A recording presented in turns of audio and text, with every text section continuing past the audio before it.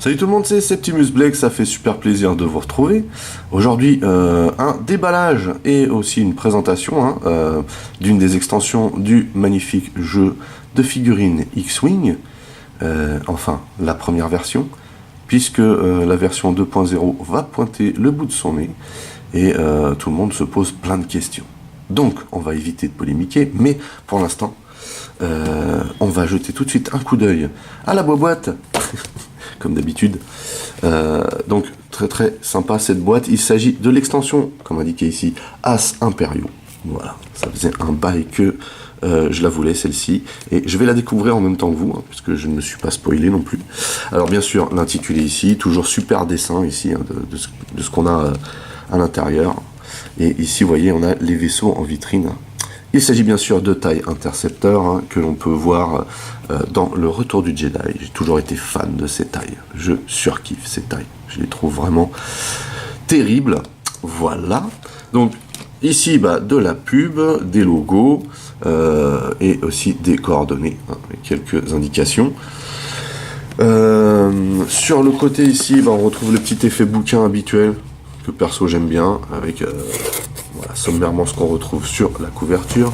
Sur le dessus également la même chose, l'intitulé avec le gros logo Edge ici, enfin Fantasy Flight, c'est pas la même chose.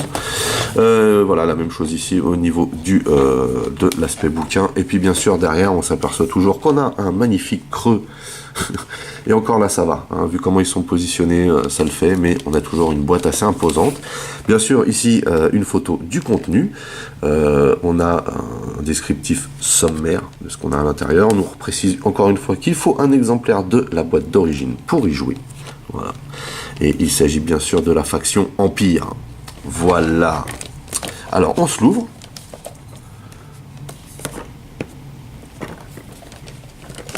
Je vais commencer par ce côté-là, ça a l'air plus simple.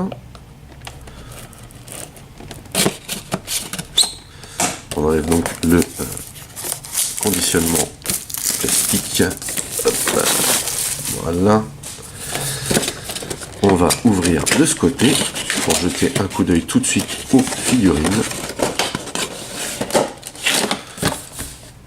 Toujours disposé de la même manière, c'est-à-dire vous avez un côté avec le bloc vitrine dans lequel les figurines sont, et vous avez le côté avec le matos pour jouer.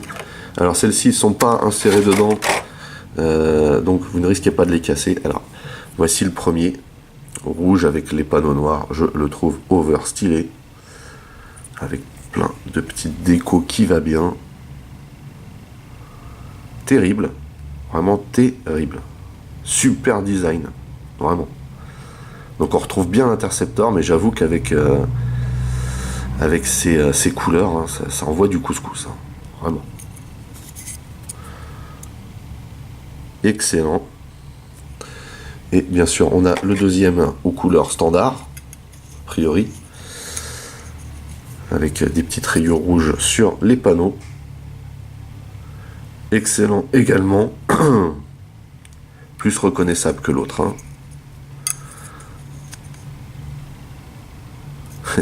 Très très très stylé. Je suis fan. Vraiment. Donc, c'est bon pour cette partie. Et bien sûr, on va sortir la deuxième partie. Voilà. Donc tout ça pour ça. Comme d'hab, quoi, vous me direz. Alors, bien sûr, on a les socles en plastique qu'on va utiliser pour les mettre dessus. On a ici les petits bitoniaux là qui servent à assembler les roues de manœuvre. On va les sortir tout de suite, si on y arrive, ce serait bien. Voilà, voilà, voilà. Ça, on va faire le montage. Je vais descendre tout de suite d'un cran pour pas qu'on en perde une miette. Et bien sûr, on a dans un sachet le contenu pour jouer. On va regarder ça tout de suite.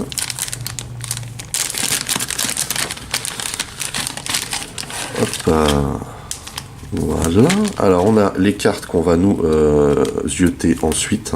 Voilà. Hop, on a des grandes cartes ici. Et bien sûr les cartes de stuff. Voilà. On va regarder ça ensuite. On va d'abord faire un petit dépunchage. Voilà. Alors, je vais pas polémiquer tout de suite sur les jetons, mais ça a l'air d'être des jetons de scénar. Voilà, voilà. On a aussi ici des jetons que je n'ai pas l'habitude de voir, donc on verra après ce que c'est, mais ça me rappelle vaguement des jetons de scénar de la boîte de base. Et puis bien entendu ici on a une partie des roues de manœuvre. Hop, voilà. Ici, alors on a quoi? Alors on a le jeton d'identification de vaisseau. Ok, on a du bouclier. On a encore des jetons d'identification de vaisseau. Voilà. Ici, on a une preuve d'achat. Pourquoi pas? Ici, on a des jetons stress au nombre de 2. Voilà.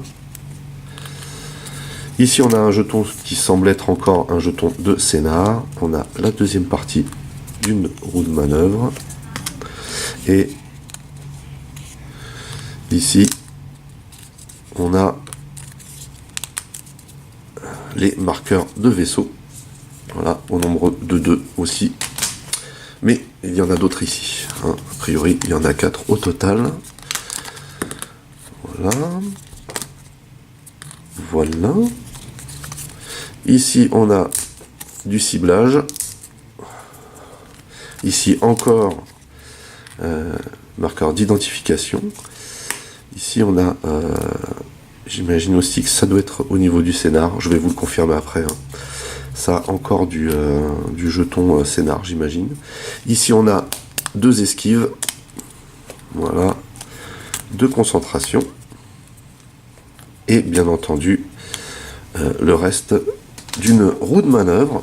On va bien entendu monter les roues de manœuvre. Hop. Comme ceci. J'espère que ça va rentrer tranquille. Ça c'est un petit peu galère, j'avoue, à mettre. Voilà. On reclipse derrière. C'est bon. Même chose pour le deuxième.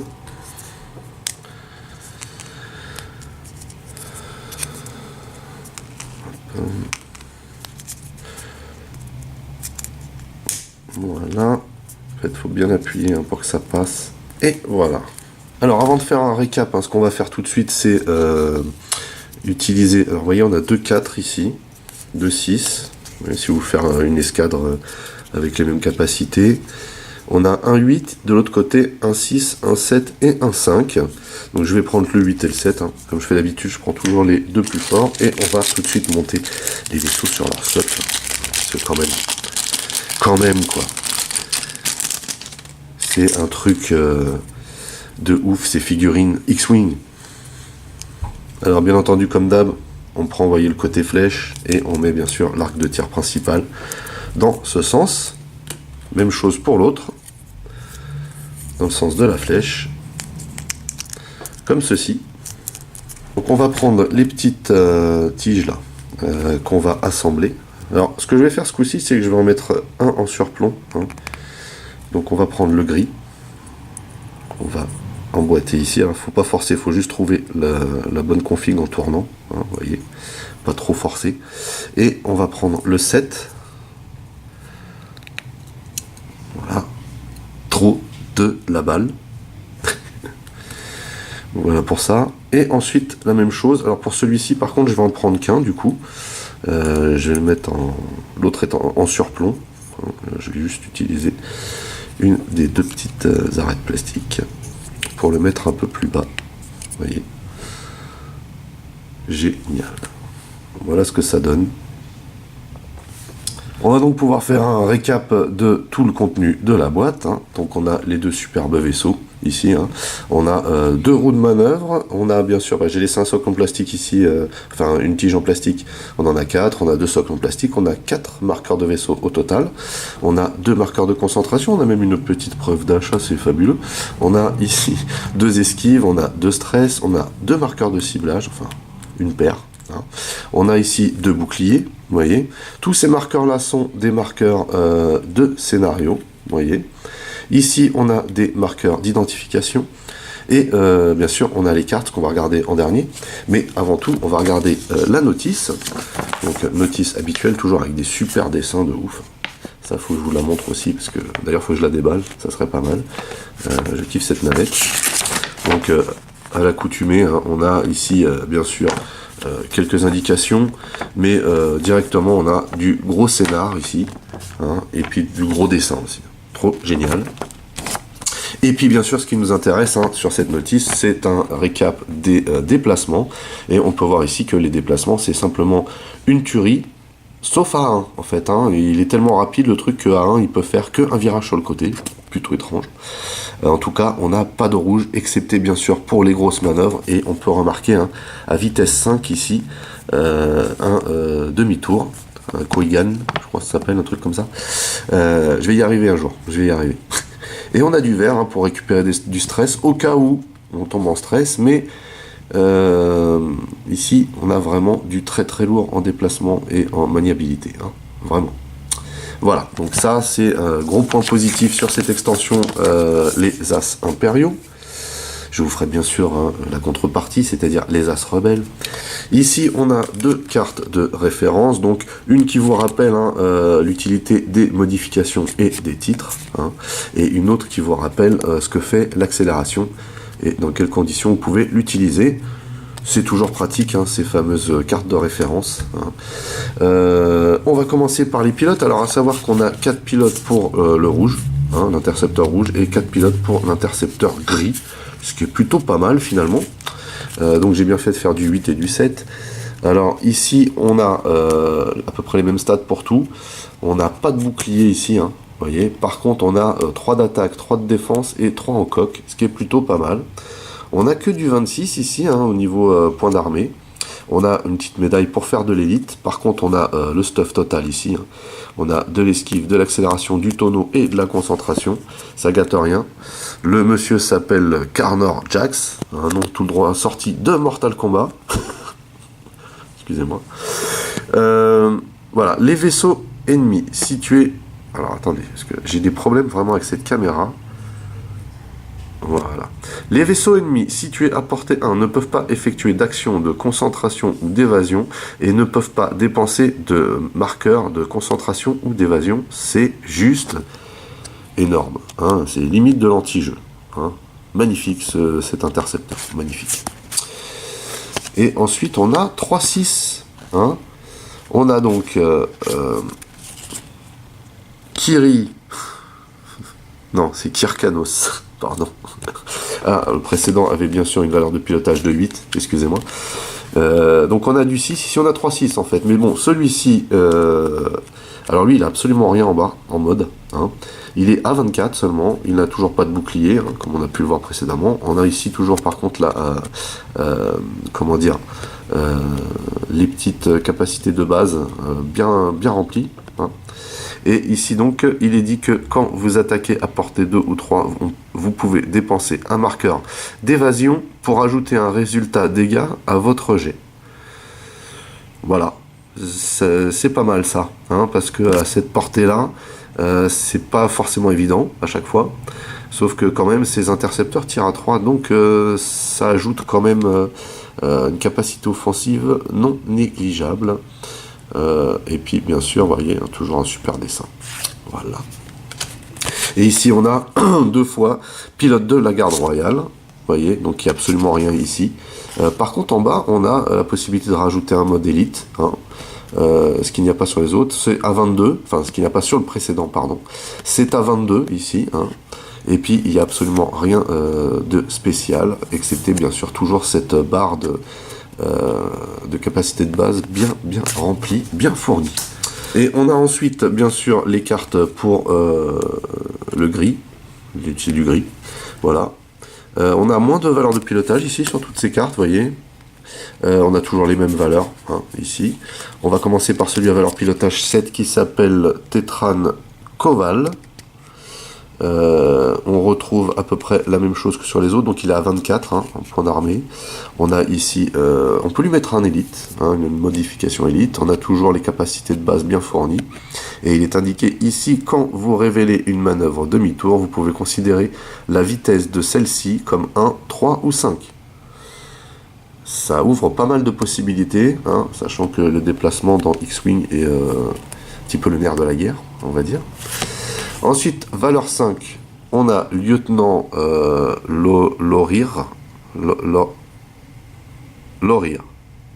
Donc, le lieutenant Lorir, lui, il a 5 de valeur de pilotage.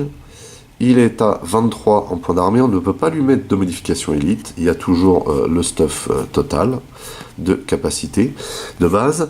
Et il est dit ici, quand vous effectuez une action de tonneau, vous pouvez recevoir un marqueur de stress pour utiliser le gabarit léger 1 de côté, droit ou gauche, à la place du gabarit tout droit 1. Pas mal ça. Pas mal. Donc pareil, hein, c'est misé pas mal sur le déplacement, ça. Donc on a toujours des super dessins par contre. Hein. Voilà. Ensuite, on a valeur de pilotage 4. On retrouve les mêmes choses que précédemment, à part que lui, il a 21. Forcément, il n'a absolument aucune spécificité. Vous voyez. Pilote de l'escadron sabre. Pilote de l'escadron sabre, on l'a en 2 fois. Voilà pour les pilotes. Et enfin, on va parler des cartes ici, comment dire, de stuff. On va commencer par les titres, vous voyez. Donc les titres ici sont 2 fois les mêmes. On a taille de la garde royale, intercepteur taille uniquement, voilà, titre.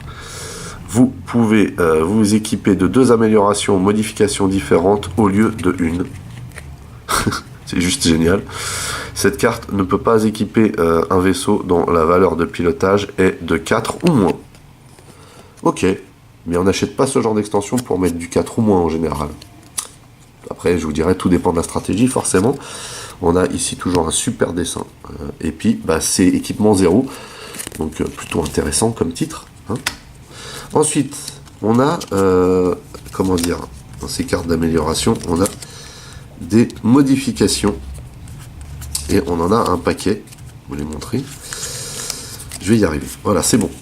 Donc, on a les modifications. Ceci est le sigle modification. Je vous rappelle encore une fois que celles-ci, même si elles n'apparaissent pas sur la barre de staff en bas, hein, vous pouvez les équiper. Une modification et un titre par vaisseau en plus. Voilà. Donc, ici, en modification, on a... Alors, ça marche par 2. On en a 6. La première, c'est celle-ci. Équipement 2. Hein. Ordinateur de visée, qu'on connaît bien, donc modification. Votre barre d'action gagne l'icône d'action ciblage. Oh là là.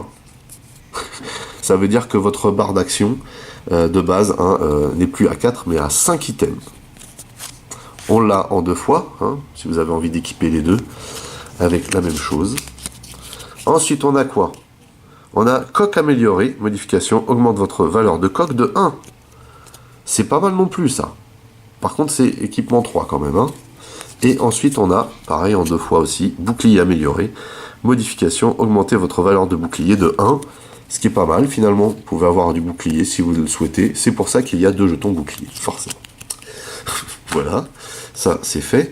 Et pour terminer, on a bien sûr des améliorations élites, hein, puisqu'il n'y a que ça qu'on met sur les intercepteurs de l'élite, tout simplement. Et pareil, on a 2 paires, à commencer par celle-ci, repousser les limites, hein, qui est pas mal du tout comme carte. Je suis vraiment désolé, pas mal de problèmes de zoom avec cette nouvelle caméra. Elle a du mal avec la réverbération, donc repousser les limites une fois par tour après avoir effectué une action. Vous pouvez effectuer une action gratuite figurant dans votre carte, dans votre barre d'action, pardon. Recevez ensuite un marqueur de stress On connaît bien ça, hein, et je trouve que ça va bien avec les intercepteurs. Et ensuite on a opportuniste. Alors opportuniste c'est quoi? Quand vous attaquez, si le défenseur n'a pas de marqueur de concentration ou d'évasion, vous pouvez recevoir un marqueur de stress pour lancer une attaque supplémentaire. Vous ne pouvez pas utiliser cette capacité si vous avez au moins un marqueur de stress. Excellent. Ça, c'est des trucs d'élite que, perso, j'aime bien. Vous voyez, des améliorations élites que j'aime bien, des trucs. Je trouve que ça se marie bien avec le type de vaisseau. Voilà, bah écoutez, c'est tout pour la présentation et l'unboxing de cette extension As Imperio.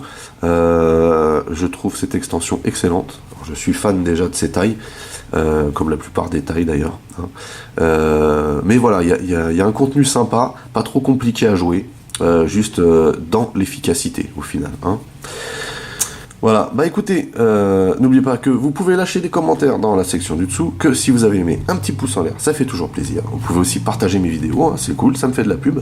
Pour les nouveaux, n'oubliez pas de vous abonner à ma chaîne. Vous pouvez aussi checker mes autres revues, Masque, Transformers, X-Wing, Micro Machines, etc., etc.